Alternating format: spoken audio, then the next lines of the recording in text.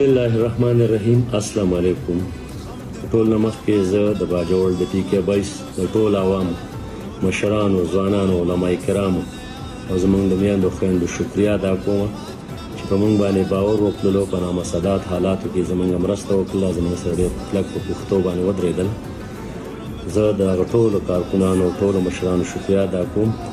بیا دا یوازې نه چې زمونږ سره د عوامي نشرل پارټۍ څومره مشران دي، کارکنان دي، هغه هم ډېره زیاته سخته تېره کړې، خو زموږ سره د نورو پارټو کارکنان عهدهدار دا ډېر په اخلاص باندې ولاړو او د امن په خاطر ولاړو چې دې خاورې ته بدامنۍ ټول نه غټه مسله راپېښه ده او دا قام د دې احساسات او د جذباتو ترجماني د پارلمنت په فلور باندې کول وو.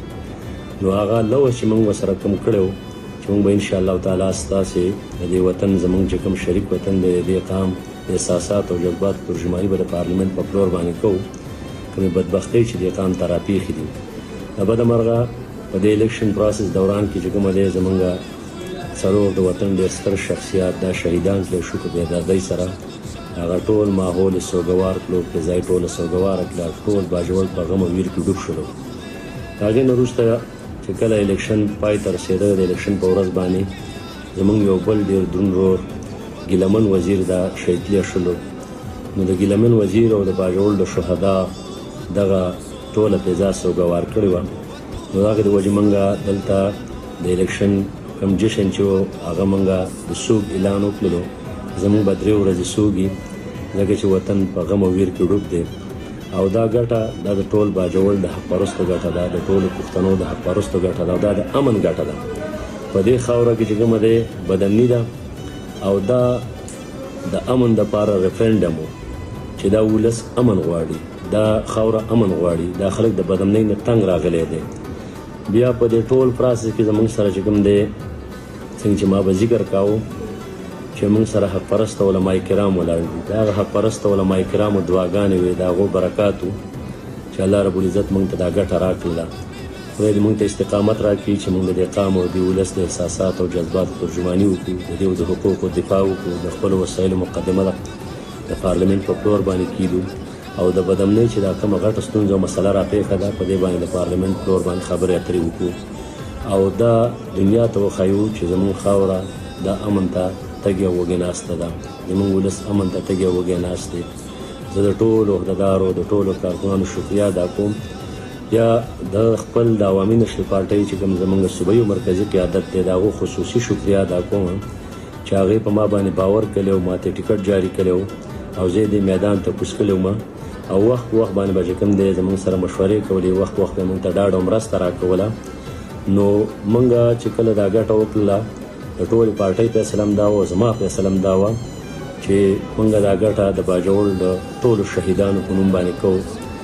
هغه که د میا شاهجان شهید نه راواخله او په منځ کې څومره بیا زموږ علماء کرام شهیدان شوي دي، سیاسي کارکنان شهیدان شوي دي، په اپریشن دوران کې کوم شهدا شوي دي، د لیز اهلکار شهدا دي او د هغه نه راواخله اخري د ملک عرفان شهیده پورې څومره شهیدان چې شوي دي، د سینیټر هدایت الله پورې او د ګیلمین وزیر پورې. نو زموږ د خپله ګټه د هغو په نوم باندې کړې ده. بیا موږ جشن نه دی مناو کړی ځکه چې زموږ وطن په ویر او غم کې ډوب پروت و. نو موږ 3 ورځې د سوګ اعلان کړی او خپل صوبایي قیادت زموږ به 3 ورځې سوګي. بیا دا 3 ورځې چې کوم دی د باجوړ څومره ځوانان رال، څومره مشران رال، د سیاسي پارټو قیادتونه رال، د هغو هم خصوصي شکریا ادا کومه. زموږ په مقابله کې چې کوم امیدواران ولاړو زیاتره هغې رال، د هغو هم خصوصي شکریا ادا کومه. او بیا د ضلعې نه بهر د مختلفو ضلعو نه د ټولې صوبې د ګوټ ګوټ نه چې څومره مشران رال، څومره سیاسي کارکنان رال، د مختلفو پارټو سیاسي کارکنان رال، د هغو هم ډېره خصوصي شکریا ادا کومه چې زموږ نه مبارکۍ له دلته رال. دا د ټول قام ګټه ده او دا د بدامنۍ خلاف چې کومه دی د قام ریفرنډم و چې دا قام د امن غواړي او د امن دپاره یو ریفرنډم وکړلو. نو زه د ریاست ته او د حکومت ته هم دغه پیغام ورکول غواړم چې 22 کاله وشولو په دې خاوره باندې بدامني ده، 22 کاله وشو چې زموږ سرونه غیر محفوظ دي، زموږ بازارونه غیر محفوظ دي، زموږ اجرې او جوماتونه غیر محفوظ دي. دا قام امن ته تږی ناست دی. دا د ریاست فرض یولین دي چې هغه د ولس ته تحفظ ورکړي او دا د هغو ریسپانسیبلیټي ده. موږ به وخت په وخت دې ته یا دهانین کوو او بیا چې کوم د امن پاڅونونو اعلانونه شوي دي انشاءالله تعالی د امن پاڅونونو کې به شرکت هم کوو او دا د امن خبره مونږه د پارلیمنت په فلور یوازې نه بلکې په سړکونو باندې به هم کوو، په جرګو کې به هم کوو، د پارلیمنت په فلور باندې به هم کوو چې مونږ ته کم فورم هم میلاویږي. بیا کوشش به زمونږ همیشه دغه وي چې زمونږ څومره هم سټیک هولډر دي، څومره هم چې کوم دی مختلفو پارټو کې عادت دی، مشران دي، ملکان صاحبان دي، هغه د باجوړ دي که د باجوړ نه بار دي، چې مونږ ټول سره په یو پیج باندې کوو. دا مسلې قانوني مسلې دي او یو ته به طور قام ودرېدلي تر څو چې دی د مونږ اتفاق او اتحاد نه کړی، یو موټی شوي نیستو، نو دا د بدامنۍ مخنیوی کېږي نه. مونږ به کوشش کوو چې هر هغه فورم د دې لپاره استعمال کړو چې هغه په دې مسله باندې اثرانداز شي او د بدامنۍ خاتمه وشي او خدای پاک په دې خبر باندې امن راوستلی کړي. بیا دا 3 ورځې ډېر زیات ګڼ میلمانه راغلي دي. مونږ به کوشش کړی چې ټول ته مستړي مشي ویلي، خو بیا هم انسان دی که کوم ملګری د ستړي مشو نه پاتې شوی یا د توجه ورته نه میلاو شوي یا زموږ سره چوبنې ایسکلي، نو زه د هغه ټول نه معذرت کوم. هر کله راشئ، ستاسې د راتګ ډېره زیاته مننه کومه. تاسې د ډېر څه مستحق یاستئ چې داسې زموږ ملنګانو خواله رالئ، زموږ غریبانو خواله رالئ او زموږ سره خوشحالي شریکه کړله. دا د ټول قام خوشحالي ده، د ټول باجوړ خوشحالي ده، د ټولو ځوانانو خوشحالي ده او د ټولو پارټو د سیاسي کارکونانو خوشحالي ده، کوم چې زموږ سره ډېر په اخلاص باندې ولاړو او نه هره ګېډه په سرو غمو باندې کمپین کړی او د امن دا بیانیې د باجوړ هر ګوټ ته رسولې وه او د پي کې بایس هرې ډبې، هرې حجرې، هرې بانډې او هر کلي ته د امن بیانیې رسولې وه. څنګه چې تاسې په موږ باندې باور کړی دی چې موږ به ستاسې د احساسات او دغه جذباتو ترجماني کوو. کوم چې ستاسو په زړونو کې خبرې دي دا زما ستاسو سره چې کوم دی لوز دی، انشاءالله تعالی د وطن په هره مسله باندې به غږېږو، کوشش به کوو چې د وطن مسایل راکم کړلی شي او دا ختم کړلی شي.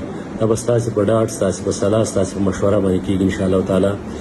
وخت په وخت به خپل یو بل سره نظر او فکر هم شریکو. بیا زه د باجوړ د ټول میډیا ټیم ډېره زیاته شکریه ادا کوم چې څومره زموږ میډیا پرسنز دي چې هغې ډېر بیلنس کورج کړی دی. بیا د باجوړ د ضلعې د انتظامیه او په خصوصي توګه د پولیس اهلکارو او د ضلعې انتظامیه ډېره شکریه ادا کوم چې هغې هم ډېر خپل برپور کنټریبیوشن کړی دی او فورم د الیکشن انعقاد یې وکړلو. بیا آرو صاحب چې کومه دی او نور څونه عمله ده هغه هم چې کومه دی د انصاف تقاضي پوره کړي دي، باوجود دی چې په هغې باندې ډېر لوی پریشر و. ما چې څنګه ویلي چې په دې کې مقتدر قوتونه لګیا دي او هغې پریشر بیلډ کوي او پریشر یې بیلډ کړی هم او کوشش هم دا و چې د قوم په رای باندې ډاکه وواللی شي.